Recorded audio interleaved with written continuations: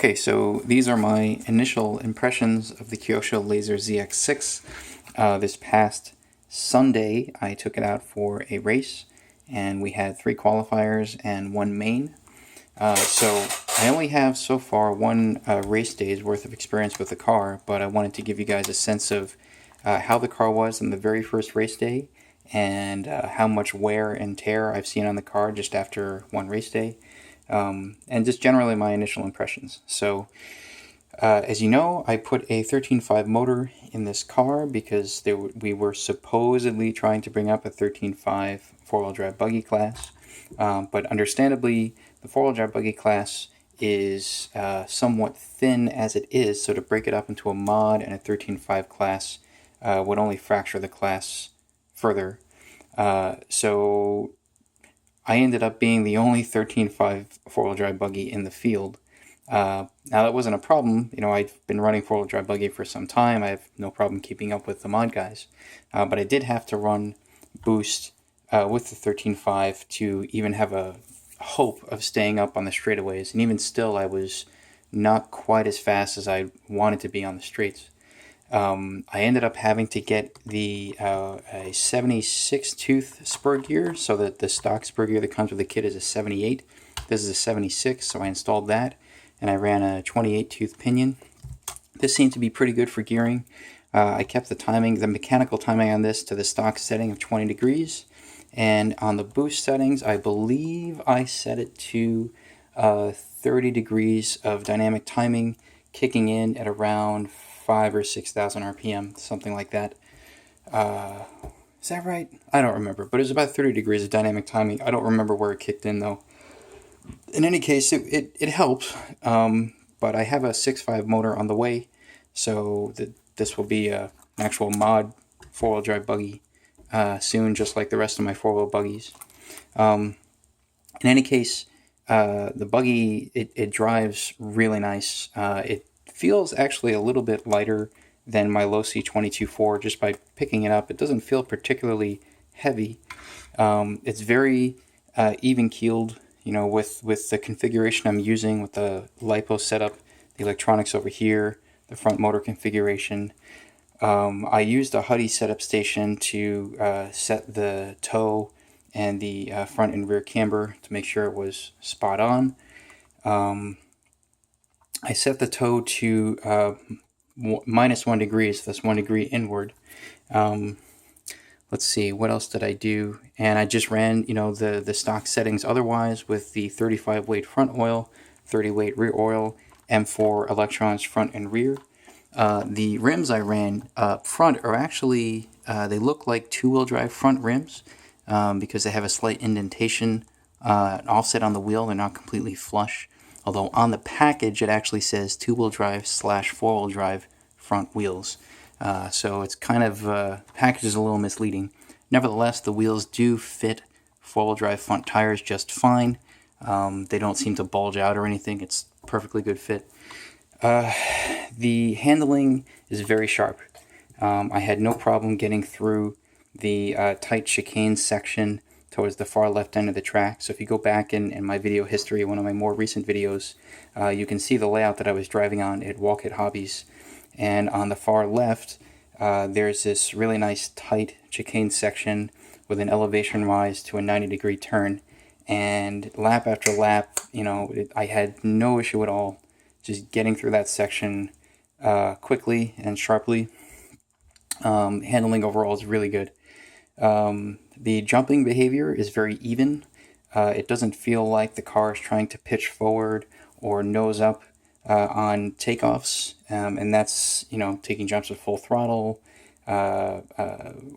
It's just perfectly fine. You know, I noticed with the Losi 22.4, when I first ran the buggy with the stock springs and oil setting and without the sway bars or anything, the buggy tended to nosedive a little bit in the air, so I had to compensate with you know, maybe stiffer rear springs or just a different driving style.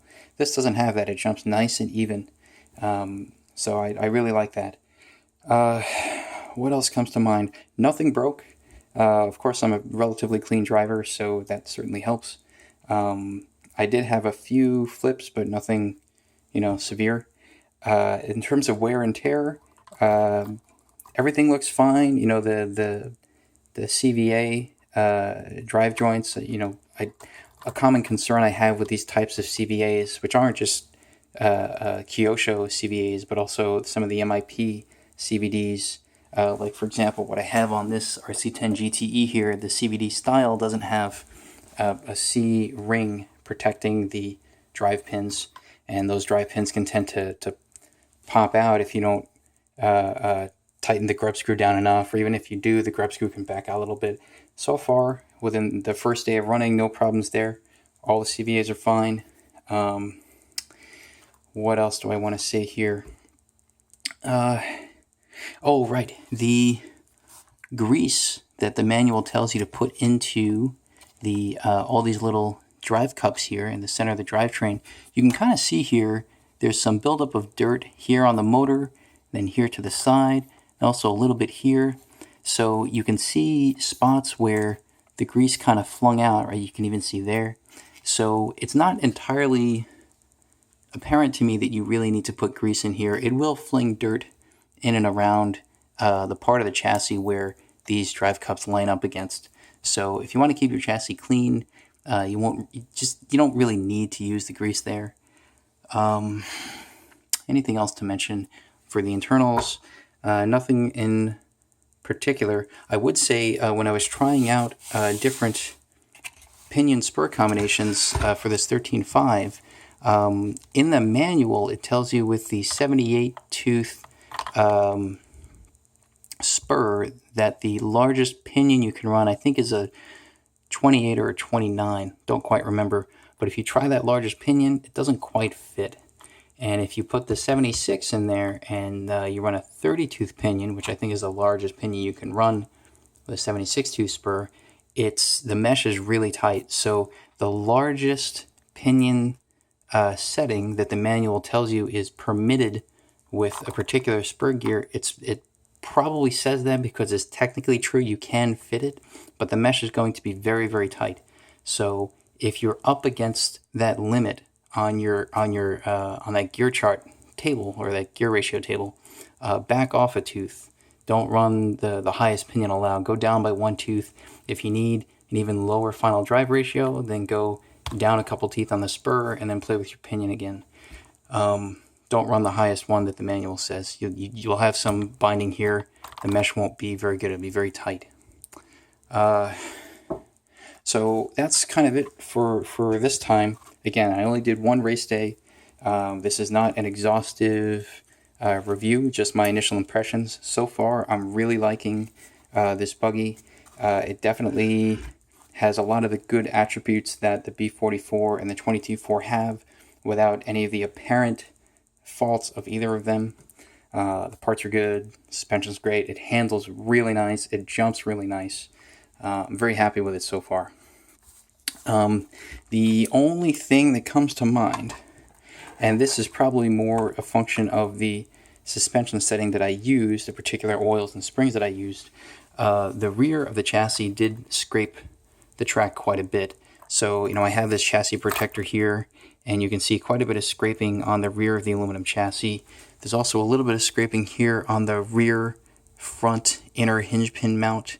I don't expect this to be a real problem, but this I'm concerned about because if you look at the chassis from the back, maybe the camera doesn't quite pick it up. You can sort of see it.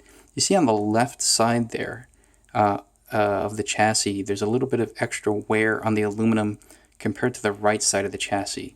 So as you go from the right bottom surface out to the left, it kind of lifts up a little bit. So that this left side here wore down a little more. It might have been a particular jump face that I was hitting or whatever, but it's starting to grind down. And this is just after one race weekend. I'm going to pay close attention to this to see how it wears over time. Hopefully this doesn't get significantly worse. If it does, then eventually I may have to just buy a new chassis. I don't expect those to be cheap. Those will be very expensive. Maybe it'd be a good idea to find some kind of plastic cover for this. Like, I know Losi makes that for their cars. I don't know if there's a corresponding unit that you can get for the Kyosho cars. But I'll try to look for one. Yeah, so far so good. Really great buggy to drive. You can, of course, go check out the running videos I have so far of this. It really drives nice. I'm very happy with it. So that's it for now. Thanks for watching.